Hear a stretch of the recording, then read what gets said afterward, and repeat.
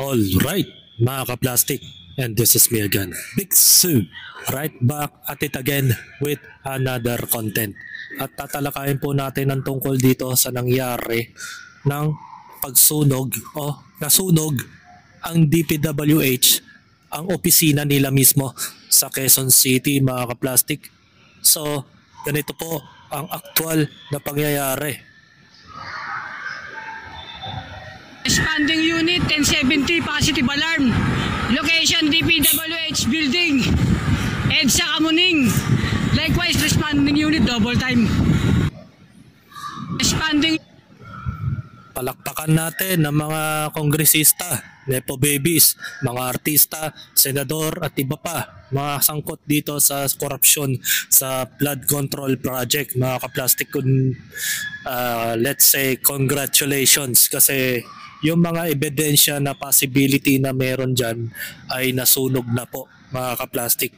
So, nakakalungkot sa pandinig ng mga taong bayan at nawalan ng saysay ang kanilang paghihirap nung nagrally nitong nakaraang Agosto, at na humantong ito sa ilan sa mga rallyista na nasaktan at namatay nang wala man lang redemption o tinatawag na kaukulang resulta after ng rally nung nakaraang August 2025. So ganito na po ang nangyayari. Palabnaw na ng palabnaw ang sitwasyon. Dumadami na po sila ng mga kwento, sanga-sanga na. At the same time, ang mga kulungan ng mga kontraktor, kongresista at mga senador, artista ay napakaganda. Full service. From beds to utilities. At the same time, meron po pang magandang gripo ang lababo nila at maayos na kutsyon na kanilang hihigaan sa kanilang mga kulungan. So ganito po ang nangyayari ngayon. Ang DPWH ay nasunog sa Quezon City. Sumiklab ang sunog sa loob ng DPWH office sa Nia Road, Barangay Pinyahan, Quezon City, bandang alas 12 ng tanghali ngayong araw ng October 22, 2025. So, nakakalungkot na ganito po ang nangyari. Responding. After ito, sa lahat ng mga pinaghirapan at pinaglalaban natin ay ganito na po naging resulta. Nasunog ang DPWH. May bumbero lang sa likod ng ano. Diba? Nahayaan nila. May bumbero sa likod at inahayaan ng mga bumbero. Ngayon, nang kumapal na ang usok, saka sila gagawa ng aksyon. Pero lingid sa kaalaman niyo, mga ka-plastic, hinahayaan lang nilang kumalat pa ang apoy. Diba? Sabi nga sa comment, mga ka-plastic, nasunog o sinunog. Sabi naman ni Nelson, safety na, wala nang record, pwede nang pumalag. Kaya nga kampante ang mga kontraktor kahit yung mga disgaya Kasi alam nila sa sarili nila na gagawa ng remedya yan. Kasi sila ang rules. Sila ang pinakamakapangyarihan dito sa Pilipinas. Para limas daw lahat ng resibo at papeles ng mga ebidensya. Tama yun. Finished na safe na ang mga korap. So nakakalungkot ito yung mga reaksyon ng mga tao after nilang makita ang aktual na sunog dito sa Quezon City. Nagsusunog na ng ebidensya, galing talaga ng mga bangag admin. Sabi naman ni Ellen Pabia, wala na talagang mangyayari sa Pilipinas. Kawawa ang mga simpleng mamamayan. Actually, that is true. Na ang mga ordinaryong Pilipino na lang ang kawawa at ang mga mataas na tao ay sila ang laging panalo.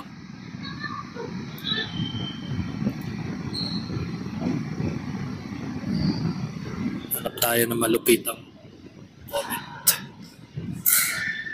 Dahil sa mga kurakot sa gobyerno, sinakripisyo ang DPWH building para sa kaligtasan ng mga mandarambong sa gobyerno.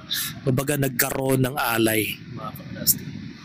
Afterwards, nagkaroon ng alay, which is ito po yung nakita ng mga mamamayang Pilipino. So ano na lang po ang magiging reaksyon ng mga taong bayan matapos na makita ito. At sinabi pa ng netizens na may nakaparada pong 3 bombero. O kitang-kita sa video na may mga 3 bombero higit pa na nakaparada man na. Samantalang yung that time na yon, nung nandun na yung mga bombero, ay hindi pa makapalang usok. So meaning ay hindi pa gaano kalaki ang nasusunog sa naturang building. Pero dumating na sila that time, gumawa lang sila ng aksyon nung kumapal na ang maitim na usok. So nakakalungkot na ganito ang ginagawa ng mga gobyerno. Pinaglalaruan ng emosyon natin. Diba?